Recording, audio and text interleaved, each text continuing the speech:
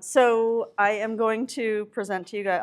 I will put on the microphone just as like extra help, but I will use it sparingly. So I am part of this. This is, if you saw my presentation yesterday, I have 2 research lives at Syracuse. So yesterday's dealt with survey research that I do, but my other research hat is an NSF-funded, money's already secure, we've been doing this for years, team, so not concerned immediately with federal government decisions. So the NSF team is a collaboration between Syracuse, Columbia, and the Stevens Institute of Tech. And it's years long, it's a future of news work study. And I work with computer scientists and some journalists, and we build tools to help journalists if we can. And we had gotten started on this well before ChatGPT was a thing. The moment it became a thing, we became far less cool, but oh well. So this is built on not ChatGPT, but GPT. And it is exactly what I was saying, a tool that helps journalists. So we realized that money and time are factors in journalists learning to use learning new skills and learning to use new tools.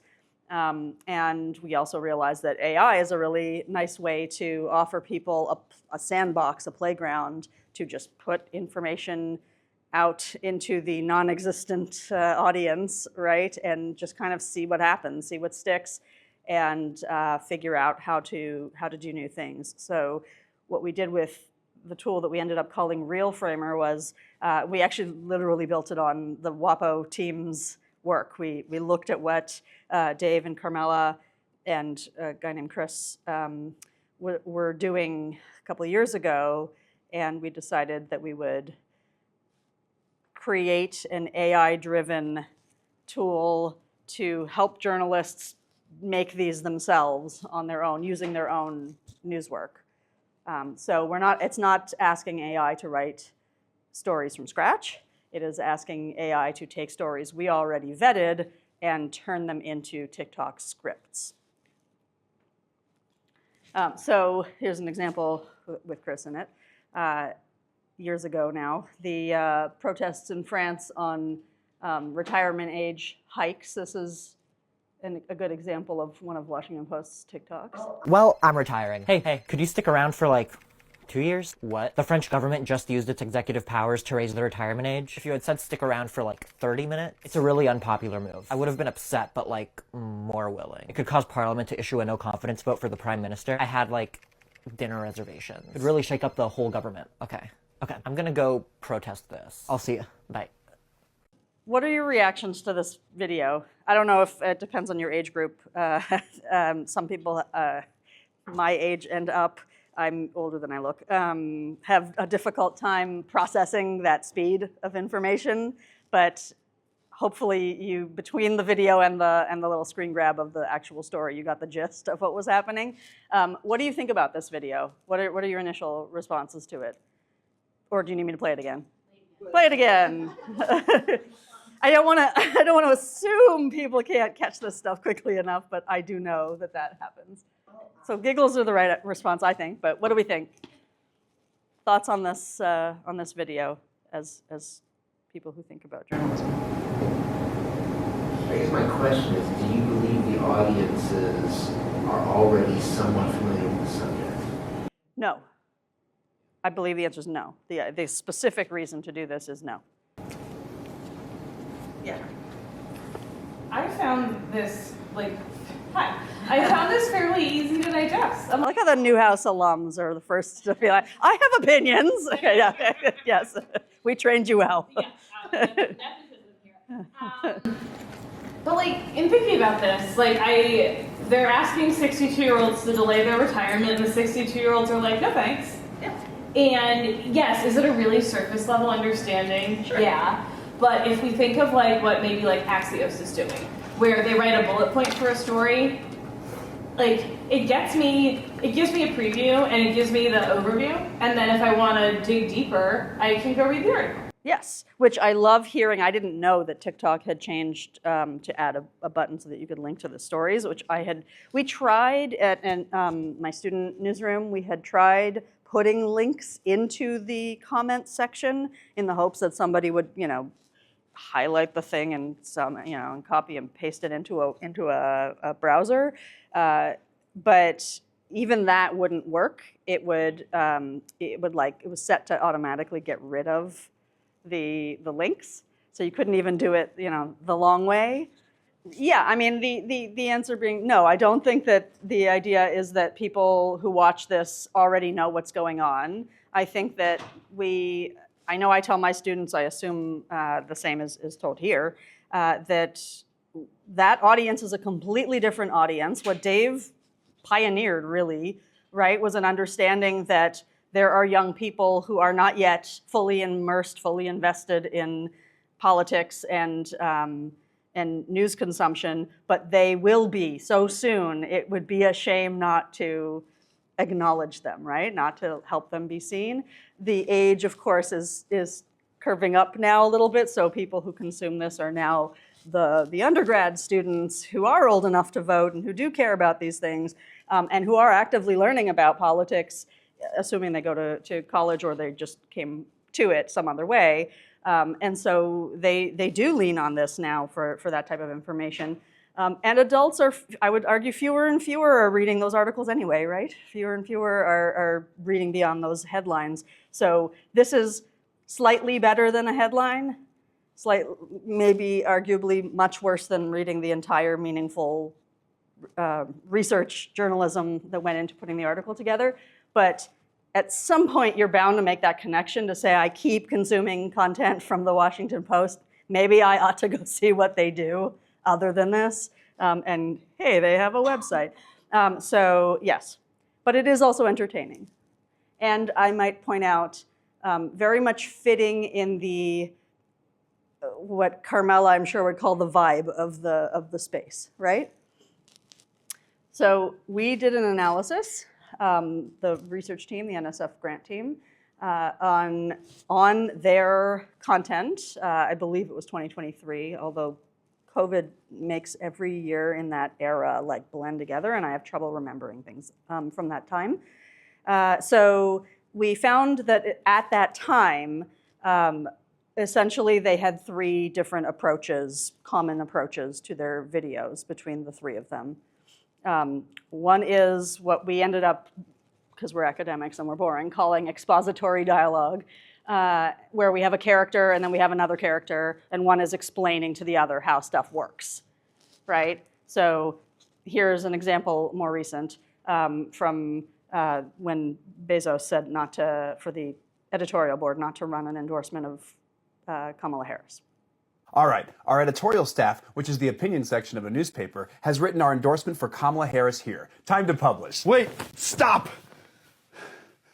Don't publish it. Why not? So as you may know, I'm a billionaire. Yes. And many of us billionaires own multiple companies. Yeah, we know. You own the Washington Post. And Blue Origin, which happens to have billions of dollars in cloud computing contracts with the federal government. So you're worried about retribution if Trump wins? I didn't say that, but many experts have pointed to that, yes. In a coffee table book published in September, Trump said he was watching Mark Zuckerberg closely and that Zuckerberg would spend the rest of life in prison if he did anything illegal in this year's election. And perhaps coincidentally, a lot of billionaires have been at a lot of fancy parties where Trump happens to be to stay in his orbit. That explains the tux. You remember like 50 years ago when our editorial section did not regularly endorse candidates? You mean like before Watergate? Oh, so you do remember. Let's do that again to keep with tradition. I'm sure there won't be a massive reaction to this.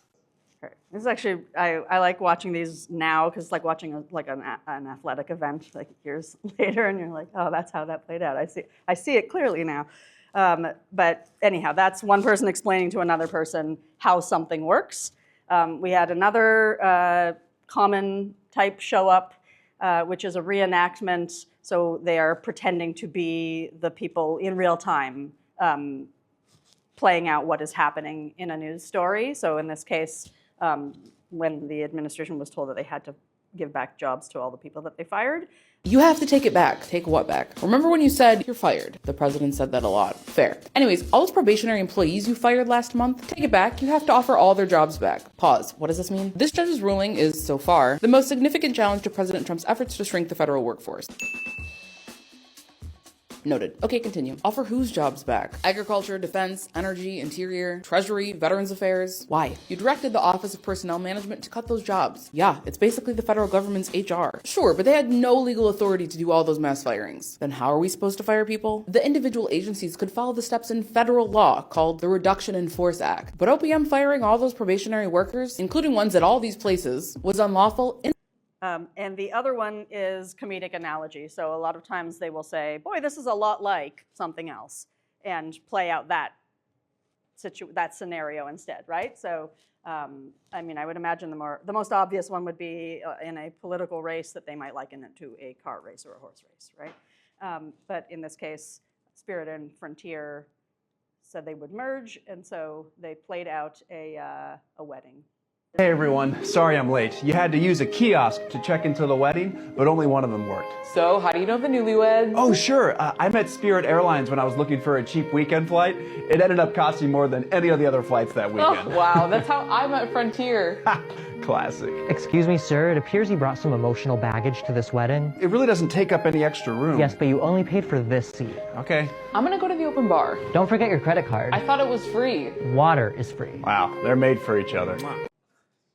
I'm pretty sure that happened while they were still in social isolation. I think they recorded each of those parts separately and then edited them together, which is also impressive.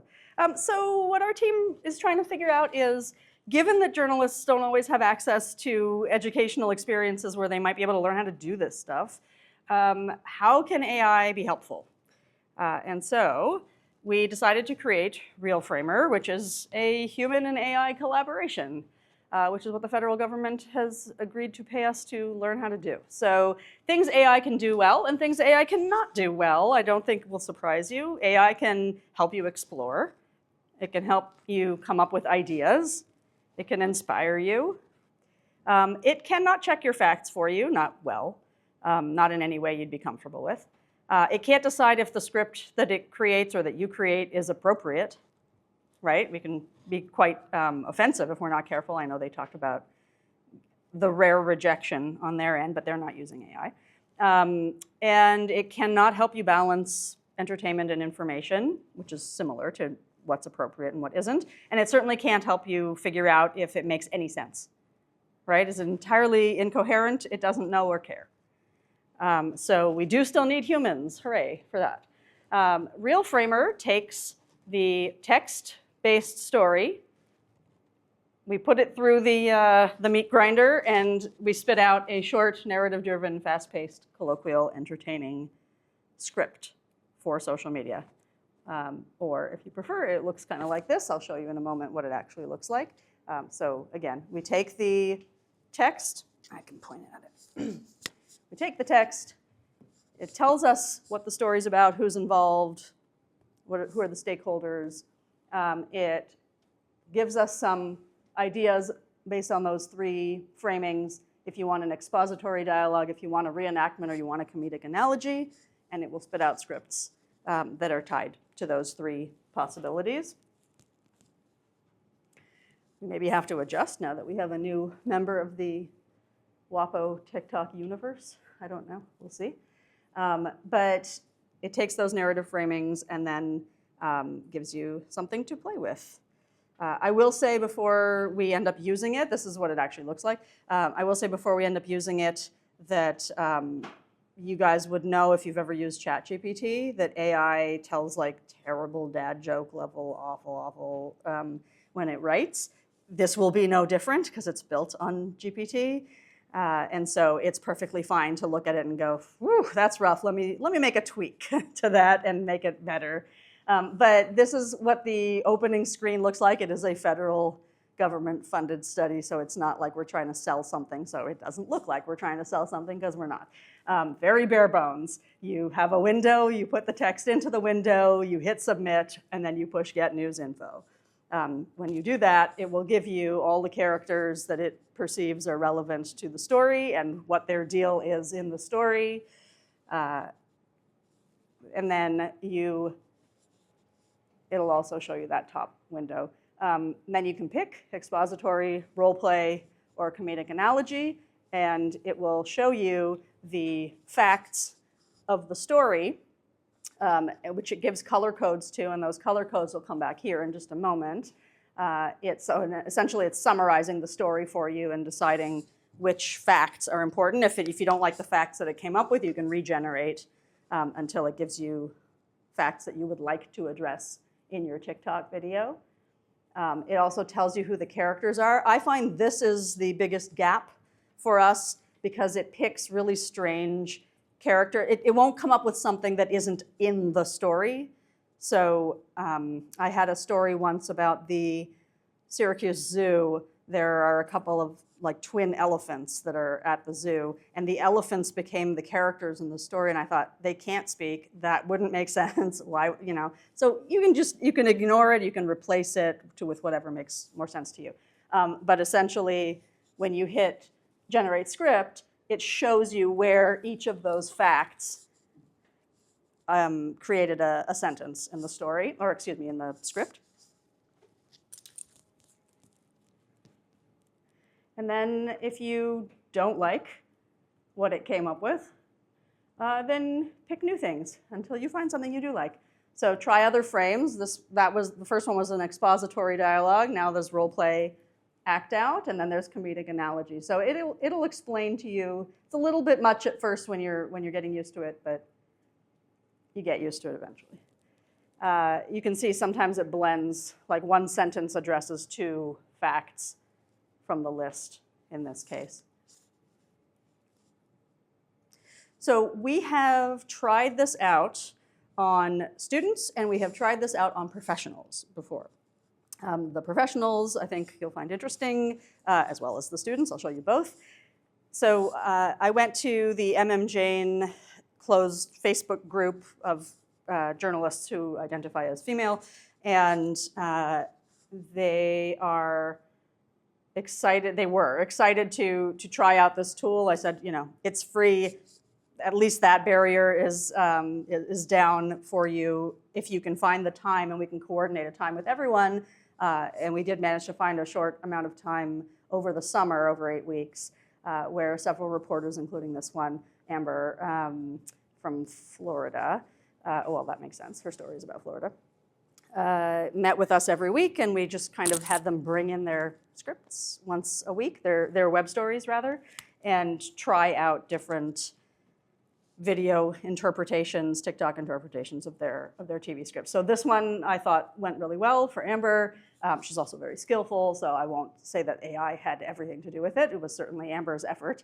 But she did this crazy story that everybody reacted to. You heard them also say, like, when something, actually I've heard this all, the entire session so far, yesterday and today. If something gets the newsroom excited, probably there's a reason to turn it into a TikTok, right?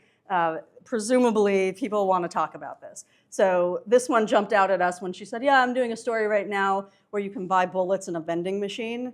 And we were like, I'm sorry, come again? So she's like, yeah, that's what they're doing. Like, you could get a Snickers or you could get a bullet. Those are, and we were like, that is so very Florida. And yes, we would like to see what you do to turn this into a TikTok. So here's what she came up with.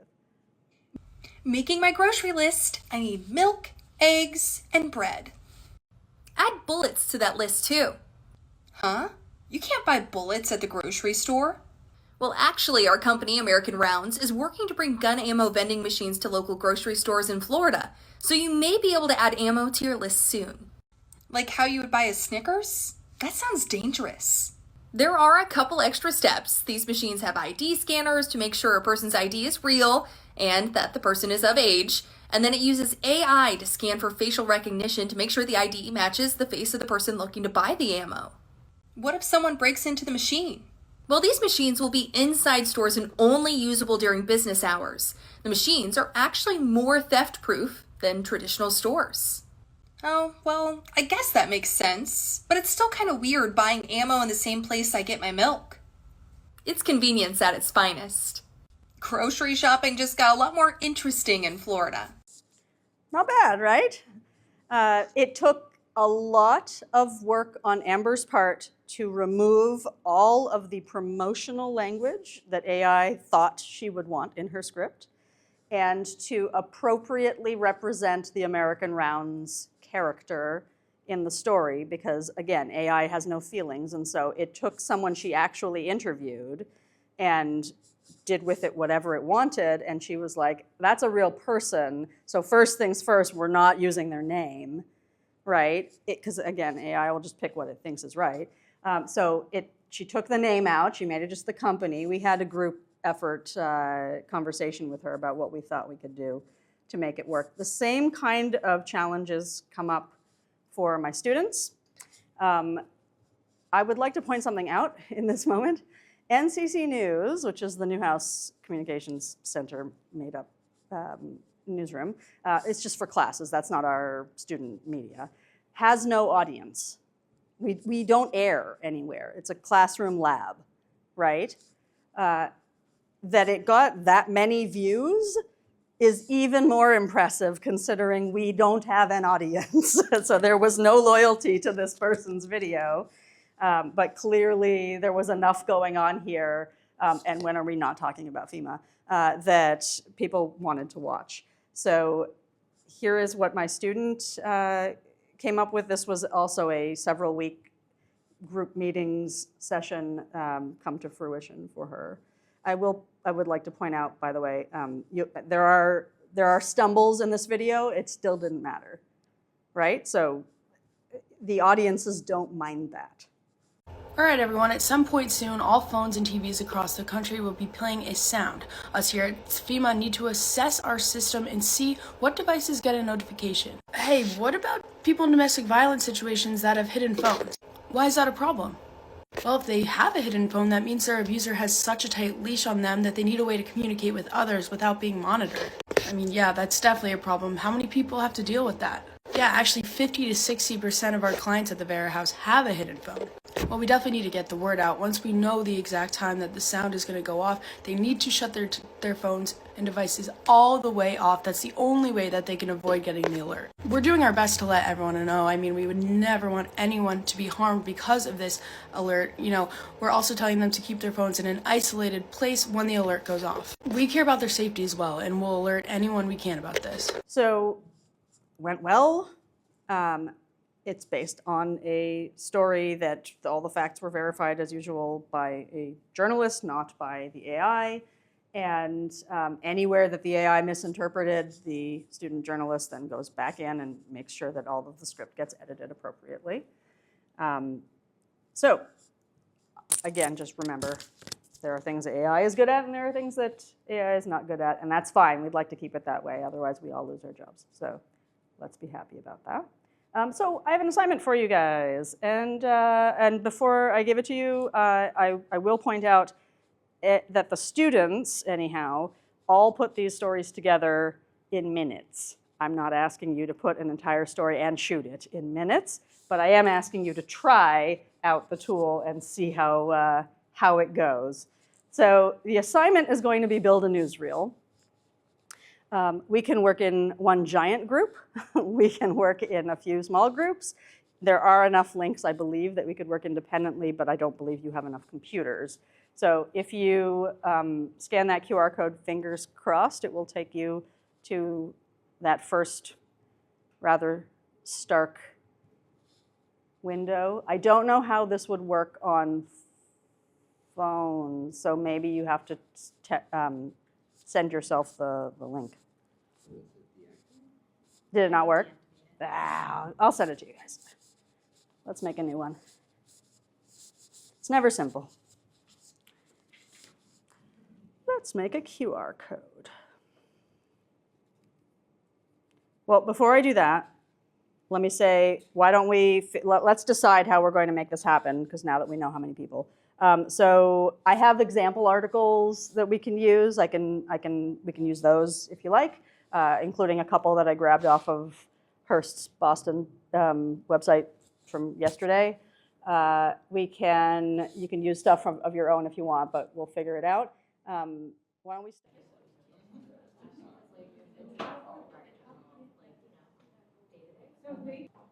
So my suggestion would be, however you're doing your groups, it looks like you've kind of made your selections, that you have somebody take notes on your experience, just because that will be the most useful part of the end of this session.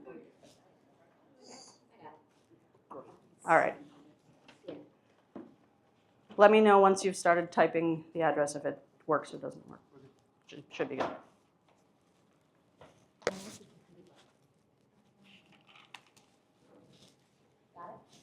You're in. Oh, you're all on his computer. Yeah, okay. Are you sure you don't want to do a third one? Up to you. That's all right. We can. Not a problem. It just means that the 5 of you will have to agree on the one article that you're going to be working with. Okay. So happily go to you can open up another tab and go to CVB. That's one of my suggestions. Was I'm trying to think of stories that are a little bit more informational. Like there's, what did I see? The planes diverted at Heathrow, I think, was one of the ones that I grabbed. I'll check what the other one was from.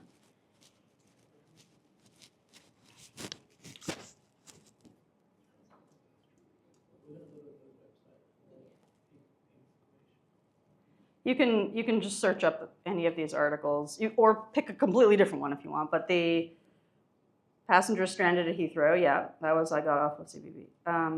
Oh, is parenting bad for your health? That seemed engaging. Things that caught my attention, right? I was just trying to grab stories.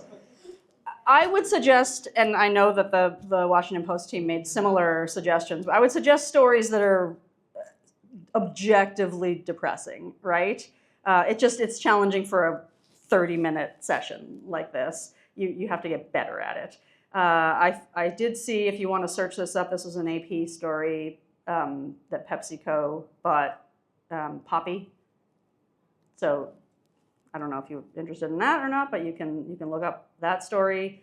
And then New York, just because it was in my neck of the woods, but New York is thinking about doing an inflation refund check of like $500. So Governor Hochul is throwing that out, and then there was a Syracuse specific story. But it looks like everyone has stopped typing, so I'm guessing you're looking up some of the Boston stories, which is fine. So why don't you grab, did you guys pick one? Yeah. So truly, just highlight the text. You can either throw it all on a if there's ads in the middle, you can throw it on a Word document first if that helps the transition, or I think if you hold Shift-Enter, you can tab to the next line without submitting. So we just grab the Heathrow story. And then hit Submit.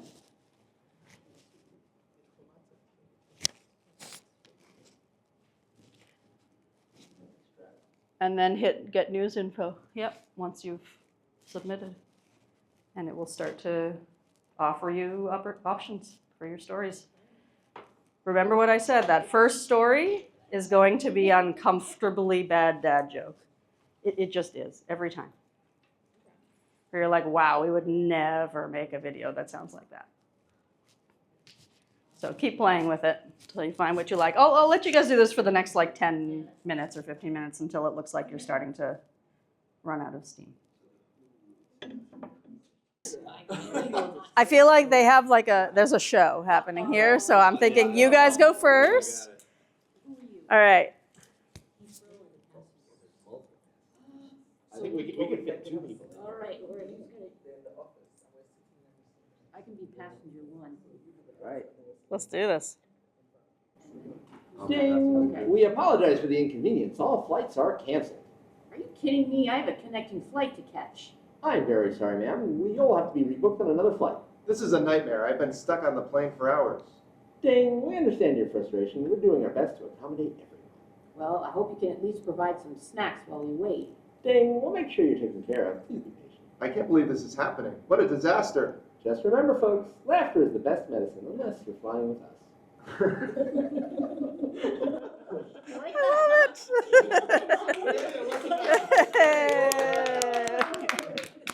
That's awesome. All right, I'll do it this way. Yeah, it's gonna have to be like this. Yeah, that's fine. Oh, my students will hate it. All right, go for it. Parenting is officially a public health issue. Whoa, I knew that. But really? The stress levels are through the roof. What can we do to cope with the stress? Well, you can cut back on alcohol, get some good sleep, and limit screen time. Easier said than done with kids running around. Yeah, we need all the help we can get. Okay, well, here's a joke. Why did the parent bring a ladder to the bar? Why? To try to reach some high spirits. Boo! No, yeah. Well done. Talk to me about the learning process of putting these together in the very short time that you have had to work with a tool like this. Who has ever made a video for social media? Everybody? Yes? No? Maybe? Okay, so not your first engagement with this type of content production. Did it come out similar to how you've made it before, or completely new experience? Our group, we typically don't go down this style. Yeah. The Like 2 or reenactment, 3, like yes. play type. Yeah. Why not? Fantastic question. I mean, one of the questions I wanted to ask is, do you know of anyone in a local market doing their local stories this way effectively? Yes. Folks who have done the MM Jane route have continued that process. Yeah. Yeah, I do think that's been the case. For sure, meteorologists. I do have a friend and former Newsroom colleague who is an anchor also in Florida, in Jacksonville. And she has a news account, and then much like Dave described, she has her own account that I assume the news directors are aware of, and general manager are aware of. But it's a very like authentic, like her own, she's not selling anything, but it's her own like character building, brand building. And she felt like there was an audience that she wasn't appropriately able to tap through traditional journalism. And this allowed her that voice as well. And she's doing really well on her channel too. I appreciate it. And we have a couple of individual people who do that. Yeah. But I'm not aware of a local news station. Like, because I'm being selfish, right? I'm responsible. Like no for one the station famous. brand, Yeah. right? And Danae is going to go do these things, and she's going to do great at it, right? Danae was here yesterday. And I basically, as the brand guy, I don't have to interfere with what she's doing. She's going to do her thing, and that's her thing. But how do I do that on, or what examples do I need to, can I learn from that are doing it as as whatever their brand is? Right. I don't think it's something you can do part way. So if she wants to commit to that, it's an entirely different audience. It's for an entirely different purpose. I can't assure you, neither could the Washington Post team, that it will bring any more eyeballs to your TV product. So if that's the reason you're doing it, I don't know that there would be measurable success in that sense. I don't think that's the reason to do it, actually. I think the reason to do it is to bring more people into the news-consuming community, especially right now when so many people are falling away. We heard Seth Geiger talk about that yesterday, right? So few people trust news production, certainly on the younger years. I mean, he was showing scary numbers from all age groups, but younger folks are really torn on where they're supposed to look for information right now. And he said, but no one's confused about knowing that social media is something they want to consume, even when it's content they don't want to see. So if what you want to do is build news consumers, this is the way to do that. Separate from, I mean, it is sort of a long-term investment in whatever platform we end up on in the future years of this business. So I think in that sense, there is a justification for doing it, even though there might not be a short-term financial measurable gain from that. That being said, I mentioned my teenager in my presentation yesterday when I was asked about, do I feel enthusiastic about the future, optimistic about the future? He's 16, and he knows who Carmela is, and I did not tell him. He knows who Dave is. I did not tell him. I had every way to introduce them, and I still hadn't, I just didn't think he cared, right? He wants to show me that he's starting to, become more active in that world, and that he has woken up. That's what I told Carmela. And I texted him today to say, hey, look who I'm hanging out with. And he was like, whoa, my worlds are colliding. It doesn't matter that I know them personally, right? Like, it's in his mind, he's like, this is a celebrity, right? You know a person. And that's meaningful. That means that a few years from now, when he's old enough to vote or to decide, what if he goes to the military or whatever, right? I hope he doesn't go to the military, but he wouldn't be the only one in his family. So if he, is trying to make some decisions about his life, which is the only reason we're here, is to help people make some decisions about their health and safety and well-being, then he will think of your company brand, possibly. So long-term gain, I would think. Today, like some of our younger reporters, Yeah. I don't know how long you have to do it to gain traction. I do think I follow someone on YouTube. Let me find them.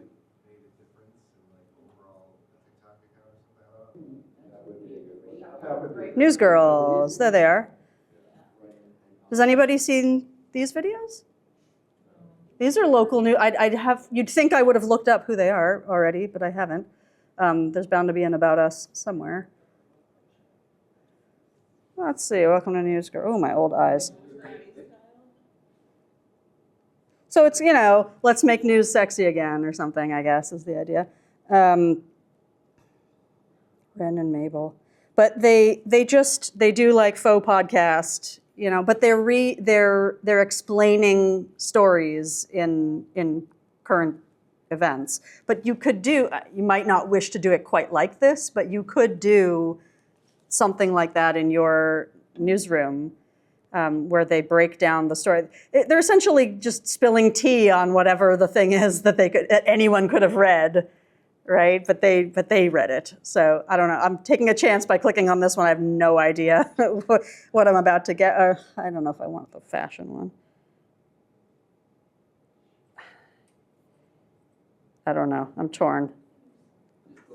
Whatever, let's pick this one. The CIA fired an unspecified number of officers last week, and earlier this month, the CIA sent the White House what's being called an extraordinarily unusual email over an unclassified email server that listed all their new hires, including officers preparing to go undercover. Which literally blows my mind. Apparently firing CIA agents is always a security risk because of all the knowledge they have of sensitive programs.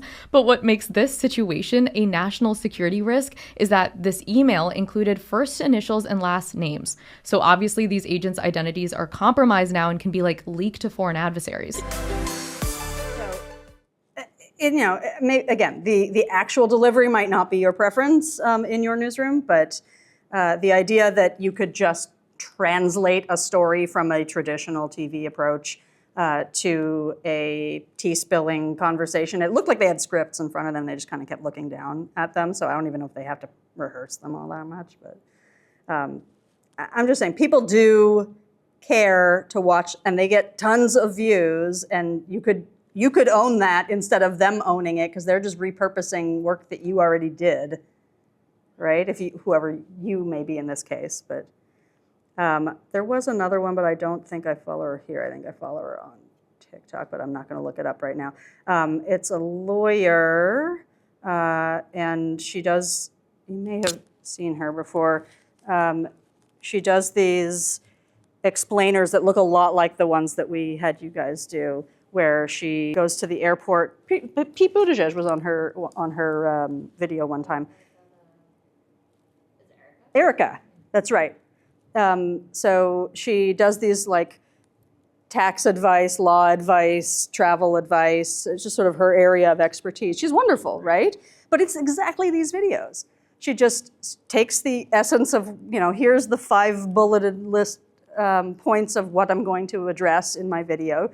She's not saying these things. And then translate them into a conversation between 2 people, usually someone who does know how everything works and someone who doesn't know how everything works. But she is selling something. So she sells different things, actually, more than one, so I won't list them all. But she does this for a profit. And then at the end, they'll be like, where did you get this information? And they'll be like, I got it from Erica, right? So we wouldn't do that, obviously, in the news. It's funny. So you asked, like, oh, who's doing it in local news? I don't think we should be looking at other local news. That's great advice. Source, right? So, like, who is doing this well in a way that is slightly more conservative tone? Try Erica. Dr. Beach Gem. She's a doctor in St. Pete area. She's gone incredibly viral. She was like, her house was flooded. That was how she went viral. But she's an incredible physician. She talks about parenting content in smart ways. Dad Chats, who is a lawyer and a screenwriter. And some of these they're sort of influencers, but they're not. They're professionals. They're not influencer first. They became influencers, but they have real jobs and they're doing it really well. Yeah. But then you can use the tool. Like, I think the value of something like the tool is just really good templatizing and understanding how to create a video style in an easy way. I mean, the idea is you use it here for the day. It's enough to see the patterns, and then you just do it yourself after that. You don't need to, again, we're not trying to sell it, so I'm happy to, you can the link is open. You can keep using it for a bit and just kind of play with it and see if it's helpful. It's certainly a lot cheaper than sending your reporters to a conference to learn how to do it. So you asked me about my students. Here's what I think is fascinating about, we're still so early days in AI, like learning how to interact with it, right, as a tool. So much so that I do have arguments on MMJane sometimes with folks who say, I just don't know about AI. And I'm like, it's not one thing. Why are you talking about it like it's one thing? It's like saying you don't like the internet. That doesn't make any sense. So we're still, it's just the language hasn't even evolved yet, right, to describe what this is accurately and helpfully. My students, when there was one group before this group that I had shown you, the FEMA video. One group before them, we were trying this out in my classroom, and the number of students who just didn't edit a thing off of the script, like just let the machine tell you what to do and walk right off that cliff, was wild. These were seniors. They're now working in the field. They're not stupid people, right? And it was amazing to me to see. It was like, okay, I pushed the button, I made the thing, I did this. Zero thought as to whether this was accurate. Zero thought as to whether this was effective. Zero thought as to whether it was appropriate. Didn't matter. Made script, made video, and then we watched the videos back and we said, what the hell did you do? Every last one of them. These videos were weird. They didn't sound like humans. They were inappropriate. They were inaccurate. There were factual errors how did you miss this many steps? You have been at this school for 4 years and we have told you nothing but check your facts and check your spelling and your grammar and your punctuation. So yeah, it's pretty incredible how new this is for everybody. But I really liked the message from yesterday that I hope was taken in a positive and encouraging way, which is we're not, as an industry, like professionals, we're not there yet, right? So it's just reflected in there's just this giant gap between what is and what could be at the moment. And yeah, professionals are, you should lead the charge. You should ask your reporters to do this type of work. I cannot imagine what a worst case scenario would be other than take the exact same thing that this thing spit out and put it right onto the news. That would be a terrible decision. But short of that, if you actually use all of your existing journalism skills, as I'm sure they all have at high level in Boston, yeah, make something awesome. Get a whole new generation of people invested in this again. The scariest thing I have heard in the last 10 years, I won't say what company it was, but there was a management meeting, some convention with a company, a larger company. And the person who was the keynote speaker said, retention is the new acquisition. Horrible. What? No. So if you think of that as one end of the spectrum, that we're just doing our best not to bleed out entirely, what a depressing idea, right? If that's one way to look at things, this would be the complete other end of that spectrum, and I think absolutely the right way to do it. Of just forget retention, bring on the new people, acquire new audiences, make it happen, right? There's such an appetite for information, and so many young people are terrified right now and confused, and I don't know that it's not ever been true of being young, but they just want guidance. They just want someone to be like, I'm in charge, let me tell you how this works, then they will run with it, right? So who better than people who are actually tasked with making sure that the public is safe and healthy? So yeah, all right, that's my spiel. Thanks. Yeah, but feel free to play with the tool. I have no intention of shutting it down. By the run, are you? Because, yeah. We already hold the money from this grant, so at least at the moment the feds don't have access to it. So I'm not concerned with it getting pulled back. If we ran out of funds, we would just shut the link down. So I'm not worried about that. But like I said, there is a version where you can edit the prompt. Which I thought might be kind of fun too, as like a phase 2 of just figuring out, because the prompt is flawed for sure. It was cool for a minute when we first did it, and we've just seen better prompts at this point. So there's a lot of, like, the reason that last sentence always comes out as like dad joke, right? It's built into that prompt, right? Of like, and sum it up with something funny, right? But right at the end. And it just is always bad. It's always wrong. So, but I do think that the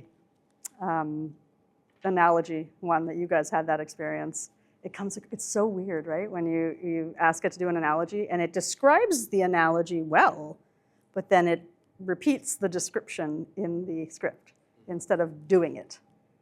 So there's something in that phrasing in the prompt that I just haven't. That wasn't my end of the project, so I haven't played with it. Anyway, I think we're well past. Thank So you. you're welcome. Thanks so much. My pleasure.